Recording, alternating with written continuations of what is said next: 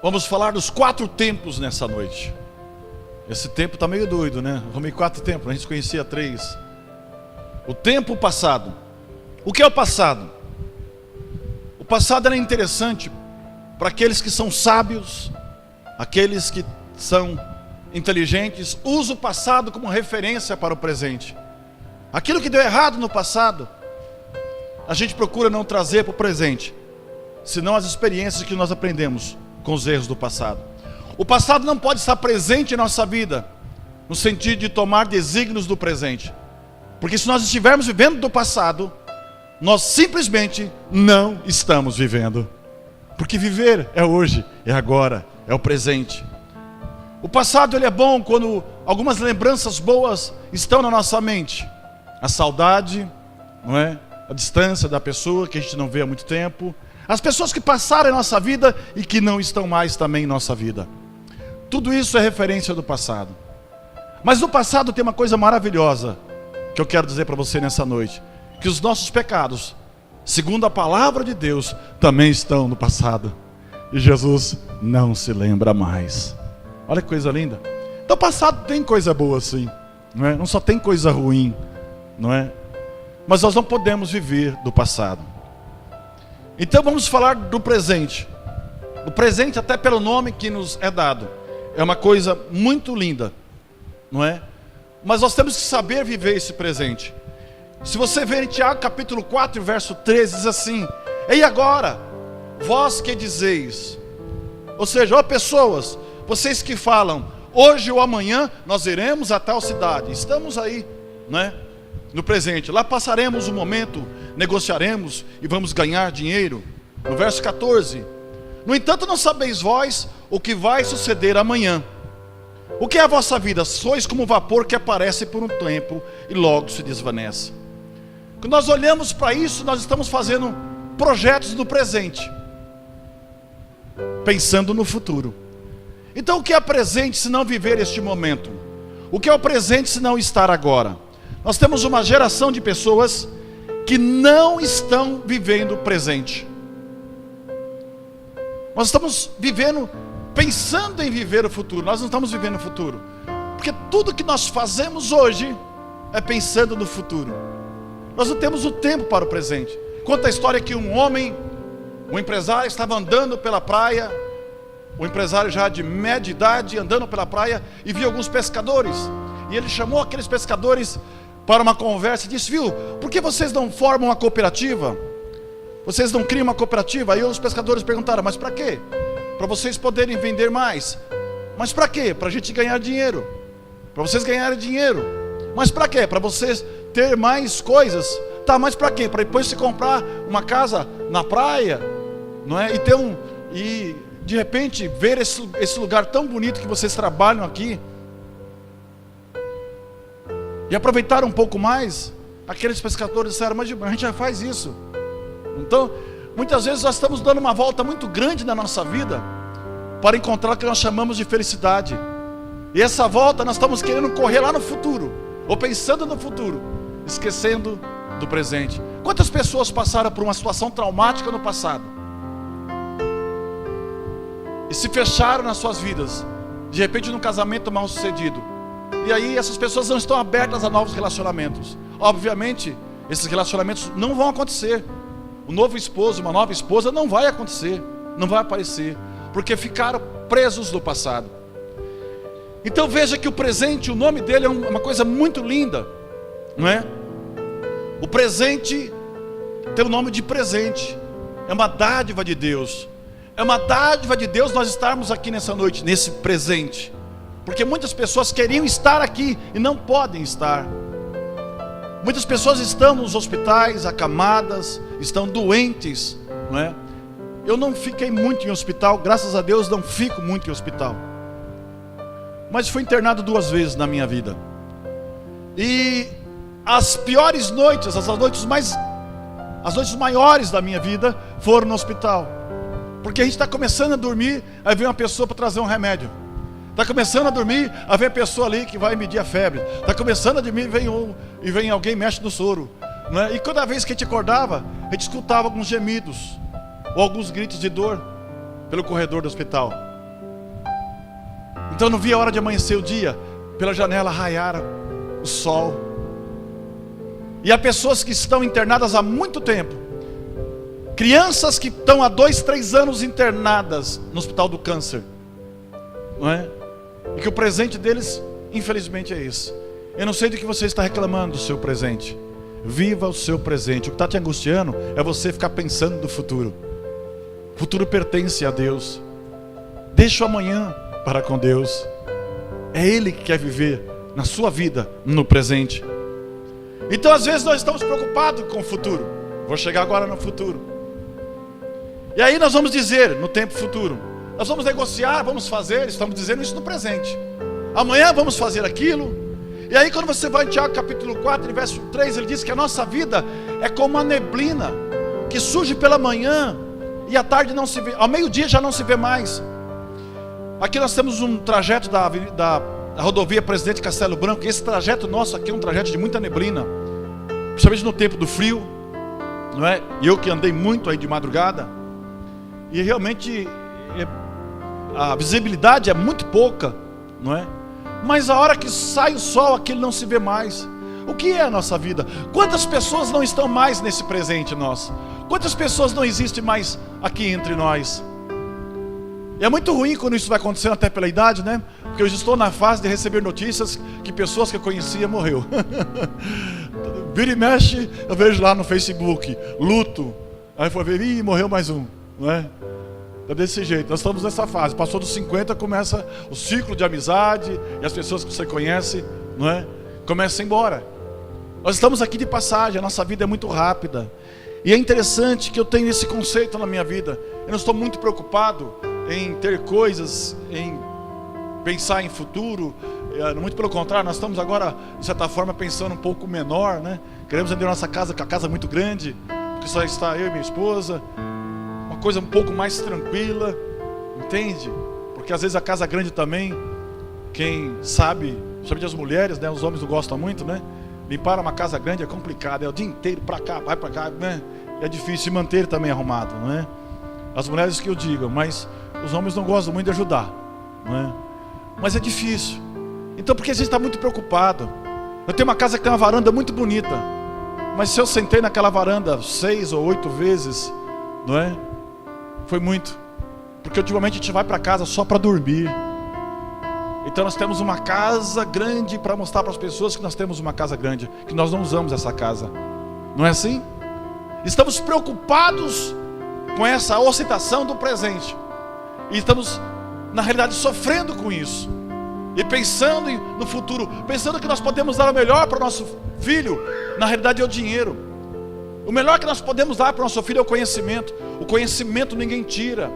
Pode ir para onde for, tenha o conhecimento. E sem o conhecimento você não chega a Deus. Não há como chegar a Deus sem conhecimento. O conhecimento é a base de tudo na vida do ser humano. Pastor, imagina, isso está errado que você está pregando. Não, é verdade. Jesus disse, e conhecereis a verdade. Olha, conhecimento. E a verdade vos libertará. Ele disse, eu sou o caminho, a verdade e a vida. E ninguém vem ao Pai a não ser por mim. Então dê o conhecimento para o seu filho. Não é? Não dê coisas para o seu filho. Dê conhecimento e dê amor. Nós estamos muito preocupados em deixar bens para as pessoas ficarem brigando no futuro. Não é? A pessoa nem, o corpo nem gelou ainda, já estão pensando o que vai fazer com os bens. É um brigueiro, não é assim? Eu não quero deixar nada para ninguém. Vá trabalhar, vai conquistar. Porque quando você deixa coisa de graça para as pessoas acabam com tudo.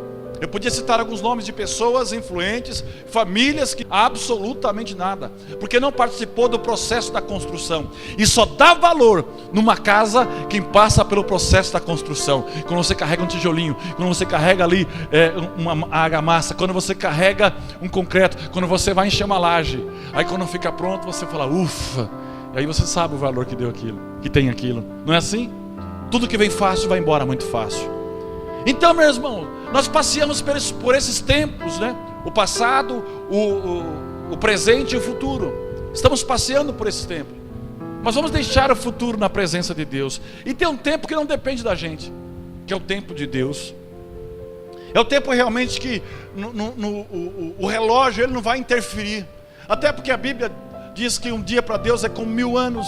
e 1000 anos como um dia. Deus é eterno. Se Ele é eterno, não está preocupado com o tempo. Para quê? Deus não envelhece. Nós estamos preocupados, né? Estou aí ficando com o rosto enrugado, um pouco mais corcunda, não consegue correr muito, não é assim? E aí vai, é o tempo. É a lei da gravidade, né? Não é assim? É o tempo, não tem o que fazer. Mas Deus é eterno. Deus é eterno. Ele não está preocupado com o tempo. Mas pastor, eu estou preocupado com o tempo. Mas existe o tempo de Deus na sua vida, fique tranquilo. Se Deus tem promessa para a sua vida, fique tranquilo. No tempo de Deus as coisas vão acontecer. Olha que coisa interessante. Atos capítulo 3 e verso 1. Diz lá que Pedro e João foram ao templo. Aliás, Pedro e João iam ao templo sempre, não é? Era muito comum judeus irem 3 vezes, pelo menos, né? Aqueles que podiam ir ao templo. E era às 15 horas, a 9ª hora do dia, não é? Às 15 horas. O judeu começa a contar a hora a partir das 6 horas da manhã. Eles foram à porta do templo chamado Formosa, e ali tinha um coxo de nascença.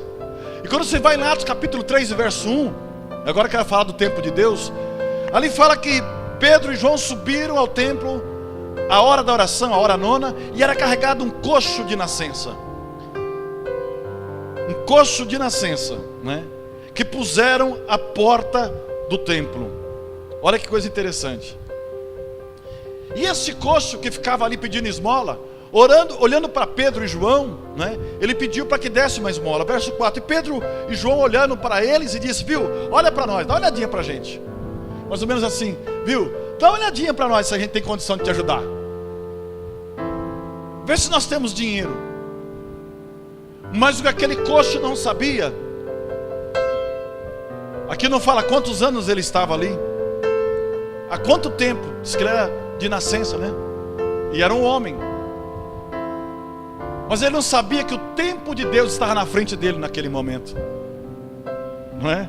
Interessante que o texto ele dá uma referência de tempo. Ele não fala a idade, mas ele fala um coxo de nascença. Está falando referência de tempo. Você tem ideia de quanto tempo estava? Não fala a idade. O tempo do homem. Mas tem o tempo kairos, o tempo de Deus. E quando aquele homem pede esmola para Pedro e João, eles dizem para aquele homem: olha para nós, dá uma olhadinha para a gente, vê se a gente tem condição de dar uma coisa para você. Mais ou menos isso que ele quer dizer. Aí ele diz aqui, olha, no verso 6: nós não temos prata e não temos ouro, mas o que eu tenho, isso te dou, em nome de Jesus Cristo de Nazaré, levanta e anda. Verso 7: nisso, tomando pela mão direita do coxo, o levantou, e imediatamente os seus pés e artelhos se firmaram. Foi curado na hora. O tempo de Deus. Não tinha problema que ele tinha nascido coxo, mas chegou o tempo de Deus na vida dele. Você entrou aqui nessa noite, eu quero dizer para você que o tempo de Deus chega. Tem um texto que me foge à memória, em Cantares de Salomão. Diz assim: pomba minha, tu que andaste escondidas pelas fendas das pedras, o inverno já passou, chegou o tempo de cantar. Aparecem as flores na terra, faz-me ouvir a tua voz, porque o tempo de cantar chega. Deixa eu falar para você, o tempo de cantar chega na tua vida. Você chorou demais, mas o tempo de Deus, o quarto tempo que nós falamos nessa noite, o tempo de Deus chega na tua vida. Aleluia. Agora um outro tempo, e mais o tempo de Deus ainda. Um paralítico no tanque chamado Betesda. Aqui fala que ele tinha 38 anos de idade, não é? Estou falando de João capítulo 5, do verso 5 ao verso 9. Este homem tinha 38 anos de idade. Esse tanque de Betesda, as pessoas enfermas ficavam em volta desse tanque. Quando a água era agitada, o primeiro que entrasse na água era curado. Vinha um anjo e agitava aquela água. Não era sempre que acontecia isso. Então as pessoas praticamente viviam na beira daquele tanque. O comércio também era muito grande por ali, as pessoas vendendo de tudo. E aquele homem estava ali. Aliás, é um dos poucos milagres que Jesus fez sem que alguém pedisse, sem que alguém fosse até ele. E Jesus para e fica olhando perto daquele tanque, aquelas pessoas tudo doentes, cegos, aleijados, outros com outras doenças. E quando você vai para João 5, verso 5, verso 9, diz ali que estava ali um homem que havia 38 anos se achava enfermo. E Jesus, vendo ele deitado, sabendo que ele estava ali, e estava ali há muito tempo, olha o tempo do homem, aleluia. Olha o tempo do homem, há muito tempo, 38 anos. Mas chega o tempo de Deus na vida daquele homem. Jesus chega perto daquele paralítico, aquele enfermo, e diz: queres ficar são? Aquele homem, no verso 7, você pode ver, aquele enfermo respondeu, disse: Senhor, não tem alguém que quando a água é agitada, me coloque na água. Ele não sabia quem era Jesus. Jesus pergunta se ele queria ficar são. Ele dá razão humana para ele não ficar são, para ele não ser curado. Eu sei que há coisas na nossa vida que é tão impossível, que a gente dá razão humana para que a coisa não aconteça. A minha esposa ficou doente durante a escola de polícia, que nós somos policiais, eu aposentei faz 4 anos, e ali ela praticamente foi demitida da corporação, e ficou na corporação por 10 anos, respondendo um processo em segunda instância. Uma coisa que era praticamente impossível. Ela teve hipotiroidismo ainda na escola, mas quando o limite de idade dela de 30 anos, ela já entrou na polícia militar com 30 anos, ela não poderia voltar para fazer a próxima escola. E aí ficava o questionamento: a doença foi em razão do curso ou não foi em razão do curso? E aí chegaram à conclusão que a doença era hereditária, que não é razão do curso, portanto não deveria ficar na corporação. Toda vez que a gente saía de casa, que eu ia levar ela no trabalho, ela perguntava: nossa, será que hoje é o meu último dia? Era uma angústia de 10 anos. E um dia aconteceu uma coisa sobrenatural. Percebam vocês que é o tempo de Deus, porque o processo estava na mão do desembargador em São Paulo. Existe uma coisa que se chama dentro da corporação, que é boletim interno, tipo de um diário oficial interno. E saiu lá uma decisão: decido manter nas fileiras da corporação a policial tal, né? Com base na lei tal. Aquela decisão não poderia acontecer internamente, porque o processo estava no tribunal em São Paulo, no processo de decisão administrativa. E ninguém sabe como aquilo chegou a acontecer, porque também é um negócio de muito tempo. E o comandante-geral da corporação já tinha passado vários comandantes, ninguém nem sabia mais desse assunto. Estava lá, de repente, jogado num arquivo qualquer. E às vezes nós falamos as coisas e dizemos: não tem jeito. Faz muito tempo, não é? Faz muito tempo. E saiu essa decisão. Aí o comandante ligou para mim e disse: Claudio, você viu que saiu no boletim geral? Eu falei: não, saiu uma decisão de manter a sua esposa na fileira da corporação. Mas como isso? Se o ato agora tem que ser de um desembargador, como é que pode? Não tem, é conflitante, quem manda é o juiz, não é? Quem julga é o juiz. Ele falou: não sei, vê o que você faz com isso. Já mandei para o advogado, que mandou para o desembargador, e ele entendeu. Se a corporação que tinha mandado embora disse que decide manter, então para que ficar arrumando confusão, né? Aí só a decisão para que ficasse. Uma coisa que estava praticamente perdida. Você pode entender isso?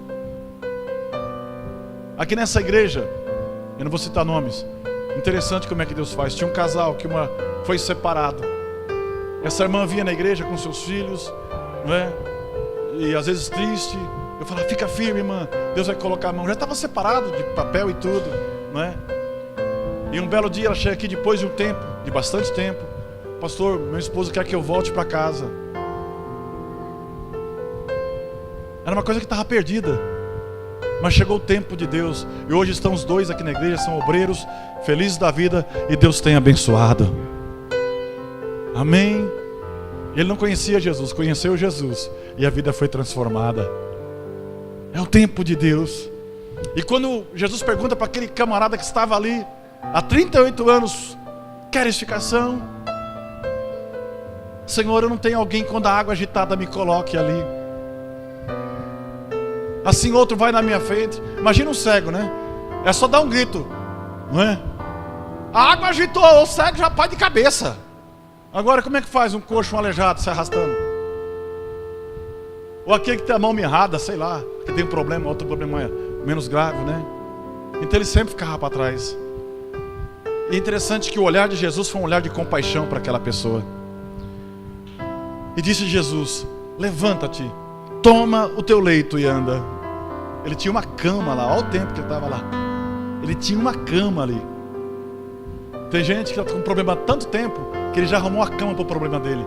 Ele pensa: daqui eu não vou sair mais, eu vou ficar por aqui mesmo. Mas o Senhor Deus te diz nessa noite, você que está me vendo inclusive na sua casa, Deus te convida a você se levantar. Você vai sair daí, em nome de Jesus. E logo aquele homem, estou lendo aqui o verso 7, capítulo 5 de João, ficou são e tomou o seu leito e andava. E aquele dia era um sábado. Aí se você continuar lendo isso aqui, deu um rolo danado. Deu um rolo danado, porque o homem saiu andando com a cama. E judeu não trabalha de sábado. Já pensaram que o homem estava fazendo a mudança? Viu, você está trabalhando de sábado? Não, rapaz, eu era aleijado. É que tem um camarada lá, o tal de Jesus de Nazaré, ele me curou. Mas como é que é esse camarada aí? Como é que ele faz? Quem é ele eu não sei. Pode ler o resto se você ver. Quem é ele eu não sei. Eu sei de uma coisa, que eu não andava, hoje eu estou andando. Aí chamaram Jesus para questionar. Aí Jesus pega e fala: viu, se o teu camelo era um carro, era um Cruiser, um Motorola, se fosse hoje, né? Se o teu camelo cair no buraco, é uma coisa, é um transporte. Cair no buraco no sábado, você deixa lá? Aí começou a pensar, né? O camelo, deixar no buraco lá, caiu, vai morrer o camelo, custa dinheiro. Vamos dar um jeito de tirar, né? E ninguém respondeu, mas Jesus leu o pensamento deles. Quanto mais esse homem. Olha o que é religiosidade, né? A gente se apega em alguns detalhes da nossa vida, que às vezes esse detalhe não deixa a operação de Deus em nossa vida, né? Glória a Deus. Quer ver mais o tempo de Deus? Falamos do passado, do presente, do futuro. Agora estamos falando do tempo de Deus. O tempo de Deus às vezes ele demora muito. Ele demora demais. E às vezes pode demorar 100 anos. Jesus de Nazaré, 100 anos. Meu Deus, não é? Está lá em Gênesis capítulo 18 e verso 14.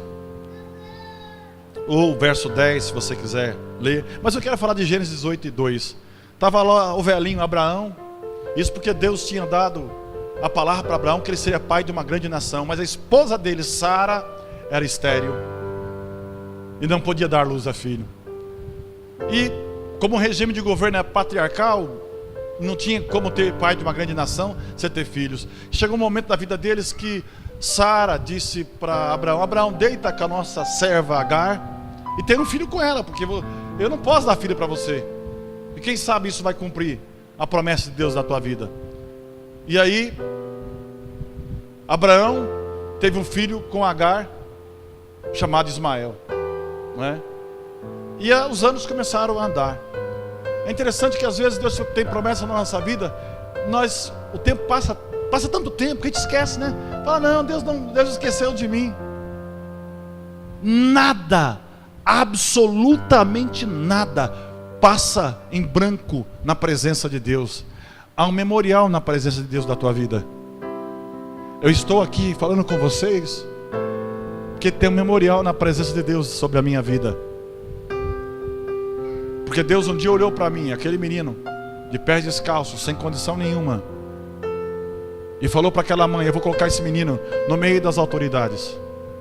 E se você olhasse para aquele cenário em que eu estava, um cenário social que eu estava vivendo, se você ouvisse aquilo, você ia dar risada. Porque tudo conspirava contra. A violência, a pobreza, tudo conspirava contra. Mas quando Deus olha para uma pessoa, quando Deus olha para alguém, Deus muda a história desse alguém. Amém, queridos? E o Senhor Jesus olhou para você. É por isso que você está aqui nessa noite. Aleluia. E estava lá o velhinho Abraão, Gênesis 18, verso 2: e olhou os seus olhos e viu 3 homens em pé junto dele. Tomou até um susto. Eram 3 anjos em forma de homem. E vendo eles, correu para a porta da tenda, inclinou-se para eles que ali estavam. E esses homens, ele trouxe esses homens para dentro de casa e diz lá no verso 10, um deles disse para Abraão: certamente tornarei para ti a esse tempo da vida. Eis que Sara, tua mulher, terá um filho. E Sara escutava a porta da tenda que estava de trás deles. A velhinha Sara estava lá também, escutando, não é? E era Abraão e Sara já velhos e adiantados em idade. E Sara já havia cessado o costume das mulheres, ou seja, não menstruava mais. Assim, pois, riu Sara consigo, dizendo: terei ainda deleite depois de haver envelhecido, sendo também o meu senhor já velho, ou seja, o meu esposo velho. Ela riu, né? A velhinha deu aquela risadinha na tenda lá, porque ela já tinha mais de 100 anos. Mas Deus havia dito para Abraão que ele seria pai de uma grande nação. E aí disse o Senhor a Abraão: por que se riu Sara? Dizendo: na verdade darei eu a luz, ainda havendo já envelhecido? Verso 14, o Senhor responde: haveria alguma coisa difícil? Haveria alguma coisa difícil ao Senhor? Eu não sei o que você traz aqui nessa noite, mas o Senhor te pergunta: haveria alguma coisa difícil para Ele? Você acha que isso é difícil para Ele? Você acha que o seu casamento, que está à beira do caminho, está à beira de terminar, você acha que há coisa difícil, que Deus não pode mudar essa história? Você acha que Deus não pode mudar a história do seu filho que está preso? Você acha que Deus não pode mudar a história, a sua história de vida? Haveria alguma coisa difícil? O segredo está em você querer, só isso. Olha de novo o tempo, agora vem o tempo de Deus, continuando no versículo 14. Ao tempo determinado, tornarei a ti por esse tempo de vida, e Sara terá um filho. Nós estamos falando agora do tempo de Deus. Aí quando você vai para Gênesis capítulo 21, Deus cumpre a promessa. Sara dá luz a Isaac. Aleluia, glória a Deus, não é? Já estou encerrando. Mas uma coisa interessante aparece nisso tudo. O tempo de Deus, ele alcança mesmo numa situação que está fora do projeto de Deus. Porque a misericórdia de Deus, ela é grande. Quando você vai para Gênesis capítulo 21, do verso 15 ao verso 20, começou a ter um problema ali. Começou a ter um problema. Porque agora, imagina, Sara tinha um filho, Isaac. E a serva dela, Agar, tinha outro filho, do mesmo pai, de Abraão, Ismael. E estava mocinho já. Ela estava mocinho, perto de 14 anos, Ismael. E as mulheres começaram a brigar, né? Imagina, esse aí agora é o bastardo. Irmãos, não queira ajudar a Deus nos propósitos de Deus. Tem gente querendo ajudar a Deus. Ah, mas Deus falou, mas não vai acontecer, então eu vou por esse caminho. Não queira ajudar a Deus. Deixa Deus trabalhar na sua vida. Quando você quer ajudar a Deus, você vai fazer coisa que não estava no projeto de Deus, e você vai pagar caro por isso. Porque a consequência vem não porque Deus queira pesar a mão sobre você, não, são consequências naturais da vida. E aí quando você vai aqui em Gênesis capítulo 21, no verso 15, tem um problema muito sério. Chega agora Sara e fala para Abraão: Abraão, manda essa mulher embora com esse moleque. Não vou viver aqui debaixo dessa tenda com esse povo, não. Esse é um bastardo. Manda embora. Começou a briga. E Abraão se entristeceu. E Agar foi expulsa com seu filho Ismael. Gênesis 21, verso 15 ao 20. Abraão chamou Agar, colocou água no odre, uma botija. Abraão sabia que eles iam morrer, porque era deserto, tinha que atravessar um deserto. Abraão estava triste. Mulheres, tomem cuidado com o que vocês falam para os seus maridos. Tomem cuidado com o que vocês falam para os seus maridos. A mulher, ela tem um poder de persuasão muito grande na vida de um homem.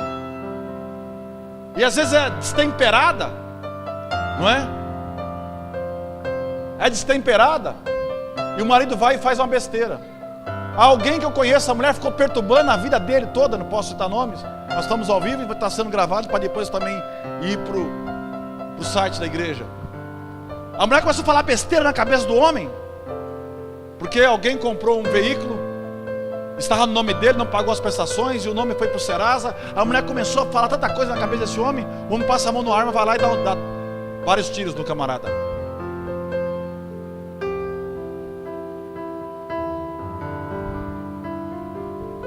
E aí?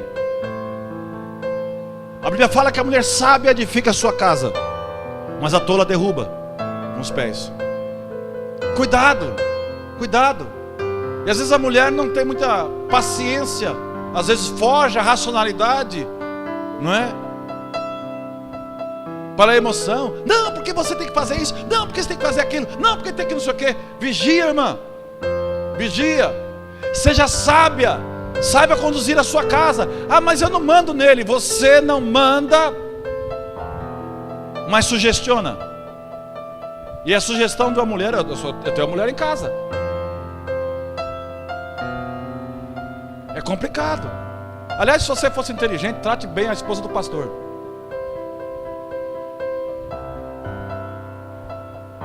Você quer ganhar uma família? Trate bem o filho. Molequinha é feinha, rapaz. Catalequinha, coisa linda. Pronto, ganhou o pai. Ganhou o pai. Seja inteligente, irmão. Grandes homens da história bíblica e da história da humanidade se enrolaram com a mulher. Quem não conhece a história de Sansão? Cara forte, nervoso, brabo, fortão. Chegou um dia, o portal da cidade tinha fechado. E tinha um lugar que dava até para passar. Ele falou, quero entrar pela porta. Mandou abrir e não abriu. Ele falou, não vai abrir não. A porta daquele tempo não é essa portinha de hoje não, que você dá um sopro ela cai. A porta é de 2 palmos de largura. Aí só juntou a porta, diz a Bíblia, porque jogou no meio do monte a porta. Jogou longe.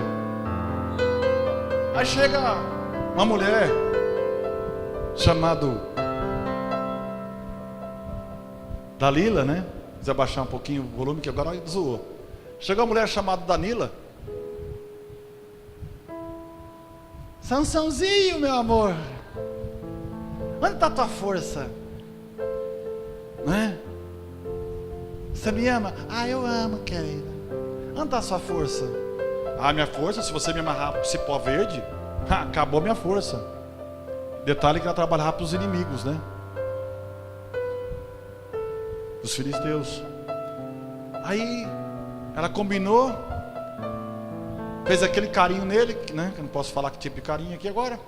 Aí dormiu sossegado, foi lá, chamou os inimigos, amarrou ele, estava dormindo com um cipó verde. Ela deu um grito no pé da orelha dele, né? Sansão, os seus inimigos vêm sobre você. Arrebentou, quebrou tudo. Ai, amor, você mentiu pra mim. Isso aí, mas você não me ama. Não é assim? A gente fica brincando com as coisas que Deus, com os segredos de Deus em nossa vida. Tem coisas que o Satanás não sabe. O diabo não lê o teu pensamento. Ele pode até entender. Ele é um grande psicólogo. Ele começa a olhar seus gestos, seu jeitão. Ele sabe o que está querendo, mas ele não consegue saber da tua mente. Então, como é que é isso aí?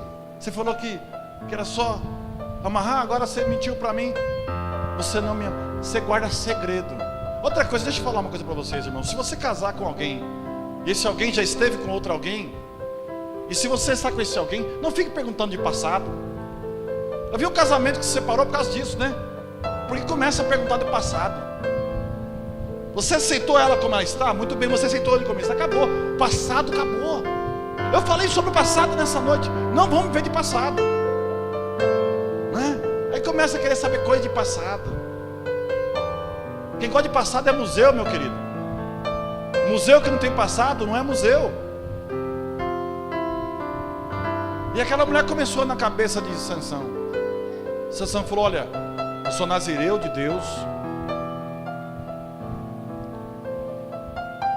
e eu tenho que ter o cabelo crescido. Se cortar meu cabelo, eu fico fraco. Ele dormiu. Beijinho pra cá, beijinho pra... I love you, dormiu. Passou a navalha, cortou o cabelo dele. Não sei nem se passou a navalha, mas cortou. Ela dá um grito: Sansão, os seus inimigos, os filisteus, vêm sobre você. Ele acorda, parecendo eu acordando de manhã, né? Dói tudo, dói tudo em tal lugar. E os soldados já estavam para de fora para prendê-lo. Prenderam ele, levaram ele no Coliseu, milhares de pessoas, o símbolo da força de Israel. Israel era temido por Sansão. Primeira coisa que fizeram, furaram os 2 olhos, justamente os olhos que botaram os olhos sobre a mulher, que inclusive não era do povo dele. Os pais haviam libertado ele. E aí ele ficava no meio do Coliseu, do estádio, apalpando, e aquela multidão rindo. Outro via, chutava lá a poupança dele. Que Satanás faz isso. Primeiro ele enrola você de um jeito, leva você a uma situação e você acha que está por cima da carne seca. Você acha que você é o cara. Depois ele zomba de você. Ele zomba de você. Mas no ano seguinte, porque agora ele virou um espetáculo, ele virou atração para os inimigos. Israel também pagou um preço muito caro por causa disso. Quando foi levar ele para brincar de novo, ele sentiu que o cabelo havia crescido. O cego Sansão, ele chama o menino e diz para o menino: viu, onde está a coluna central desse Coliseu? Me leva até lá. O menino leva ele, a força já estava nele. Ele faz uma oração: Senhor, que morra eu com os filisteus. Ele puxou uma coluna, e a construção daquele templo, inteligente que era apoiado pela gravidade. Você estabilizava uma coluna, as outras iam cair. Ele puxou a coluna, desestabilizou, o Coliseu caiu e morreu milhares de pessoas, e ele também. Mas é interessante que quando nós erramos, mesmo assim, a misericórdia de Deus está sobre nossa vida. Voltando para Gênesis capítulo 21, verso 15. Quando Abraão chama Agar e diz: Agar, está aqui, você sabe, eu não posso manter você mais aqui. Por isso que eu disse: mulheres, vocês sejam inteligentes, saibam conduzir a casa de vocês. Deu a água para ela, um bolde, falou: vai embora por favor. E ela foi. E quando você vai no verso 15, diz que consumida a água do odre, ela lançou o menino debaixo de uma das árvores e assentou-se em frente, afastando a distância de um tiro de arco, porque dizia que não queria ver o menino morrer. E assentou-se em frente e levantou a sua voz e chorou. Não havia comida, não havia mais água, estava seco. A árvore que fala aqui é aquelas coisas de deserto, né? Não sei como é que chama, cacto, sei lá o nome daquilo, né? Seco. Como um tiro de flecha, ela se afastou do menino, mais ou menos 200 metros, para não ver o menino, para não ver o filho morrer, porque a mãe não queria assistir aquilo. Olha o desespero de Agar. Aleluia. Mas quando você vai no verso 17, diz que Deus ouviu a voz do menino e bradou o anjo de Deus a Agar desde os céus e disse: que tens, Agar? Não temas, porque Deus ouviu a voz do menino desde o lugar onde ele está. Deixa eu falar uma coisa para você. Às vezes você acha que Deus não tem ouvido a sua voz, que Deus não tem ouvido o seu murmúrio, o seu choro. Mas Deus tem olhado para você, Deus tem visto você. Agar estava até errada naquela situação, porque ela compactou disso. Mas tinha um menino que estava com ela, e Deus ouviu a voz do menino desde o lugar onde ele estava. E o anjo disse para Agar: ergue-te, levanta o menino e pega pela mão, porque farei dele uma grande nação. E abriu Deus os olhos e viu um poço de água lá no deserto. Aleluia.